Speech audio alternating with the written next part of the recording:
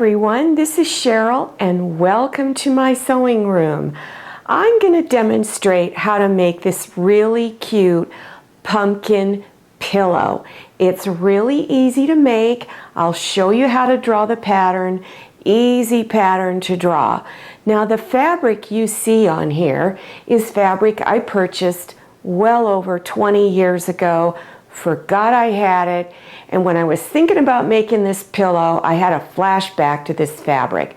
Took me a while to find it, but I'm really glad I did. Now if you want that scrappy patch look, then you can take scraps of fabric that are fall colors, stitch them together, and then cut your pattern out on this. These squares were already stitched together. That was what was so cool about this fabric. Hey, so let's get started. You'll need the following supplies. For the body of the pumpkin, you're going to need 1/3 yard of fabric, the stem, 1/8 yard, leaves, 1/8 yard of felt, and then Polyfill polyester stuffing. You're going to need a large piece of paper. Mine is about 22 inches long by 12 inches wide. I buy this paper at Home Depot in the paint department, comes on big rolls, and I use it for all of my patterns and a variety of other things too. So take that piece of paper and fold it in half. All right. And you're going to draw a rectangle 7 inches across, 10 inches down, and 7 inches across again. And I advise you to put the inches up on here. 1, 2, 3, 4, 5, 6, 7. Go down and then write them across. So it gives you an idea where to do your curves and your dips, your hills and valleys. Right here is your most important line. So you're going to come down about 1 inch. Go in 1.25 inches because that's where your stem is going to go. Then curve up towards the number 4, go across to number 3, and now do a gentle curve down till you get hit number 3, and then go down about 3 inches to 6. Then begin to gently slope and curve back down towards number 3 and 4. Curve up at least 1 inch and then back down again. Mark the bottom and top. Remember, this is where the stem is going to go.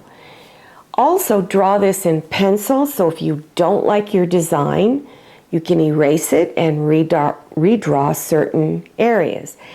After you've done that, then go ahead and cut your pattern out. Then unfold it, and then you have your pumpkin pattern. For the stem, draw a rectangle 2.5 inches this way and 3.5 inches up this way. Now you can draw your stem any shape you want. Just make sure the base of the stem is 2.5 inches wide.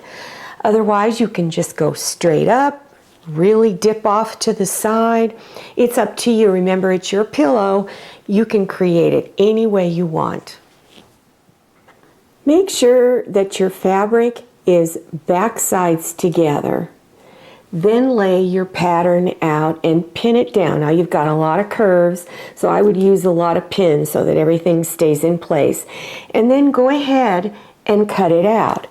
You're going to do the same thing with the stem. Have back sides of your fabric together, pin it down, and then cut it out.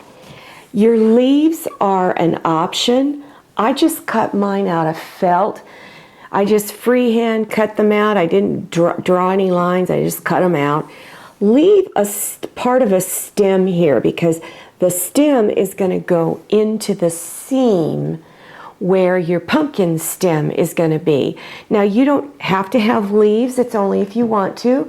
And remember, draw them any shape you want. Along the center of the leaves, I chose one of my decorative stitches to do down the center. You don't have to do that.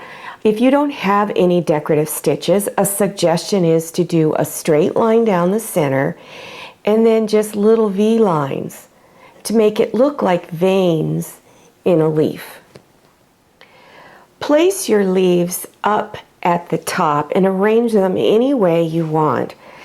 Take the front side of your stem and bring it face down. And then you're going to stitch 1/4 inch along the top edge up there. On the back is the other stem. When you are stitching them on each side, before stitching, make sure that the stems line up correctly so that you don't have a stem going in the opposite direction, you know, supposing it was curved going the other way. So before you stitch it on, make sure everything is lined up and matches. Bring your stems up like this and leave the leaves down. So make sure this is up. You're going to bring front sides together, so make sure the stem is up on the other side. Match everything up, align up all of your edges. Then you're going to leave an opening large enough for your hand to go through. This is real important. So go ahead and pin all of your edges. You will start here and stitch 1/4 inch seam all the way around. As you come up to here, don't stitch across the stem. Curve up and go up around, back down, curve around, and then stop where the 2 pins are.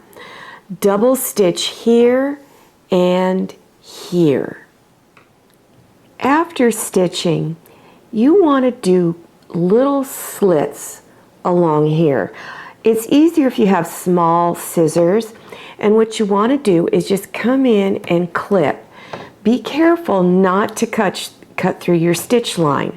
Because there's so many curves on here, I would advise you to do them about 1/4 inch apart all the way around. Now at the opening here, here's my opening right in here.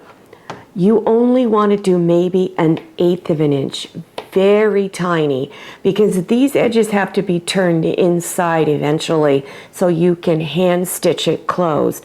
And if it's too deep, your slips are too deep, then it's going to be very difficult to close it up without it looking kind of funny.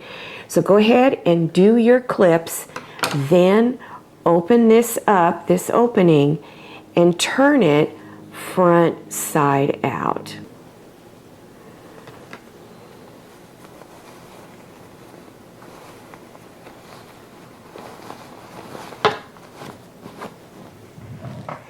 Next step is to get your polyfill and break it up into small pieces, because it's going to look better if you break it up. If you leave it all clumped together the way it is in the bag and you try to push it in there, it's going to be harder. It's going to look lumpy and bumpy. It won't just look nice. So take the time to break it up. Inside of a polyfill bag is a stick. It looks like a chopstick. So use that to help you fill in difficult areas. So the very first area you want to fill in is the stem. And this stick is going to really help you push it up in there. So you'll be surprised how much of this polyfill will go up in this stem area. Once you have the stem all filled in, then begin to insert this area here, working your way towards the opening here. You want to put a lot in. You'll be surprised how much this little pillow can hold. A lot. So get yourself at least a medium-sized bag and you'll probably use a good portion of it. After that, the next thing is to close this opening up. At the opening, fold your edges in 1/4 inch. And I recommend you use a hand stitch called a ladder stitch. I also refer to it as a slip stitch. If you do not know how to do the ladder stitch, click on the link in the upper right-hand corner and it will give you detailed instructions on how to do your ladder stitch. For more fall-autumn projects, go to the very end of this video where you will see a green screen and then click on the links. I hope you enjoyed this video. If you did, please click on the thumbs up button. Don't forget to click on share to share this video with your friends. If you haven't subscribed yet, click on that red subscribe button down there in the lower right-hand corner of your screen. Don't forget to click on the bell and enter your email address so you'll receive email notifications about my latest videos. I'm Cheryl, and this is a lot of mayonnaise. See you next time, and happy sewing!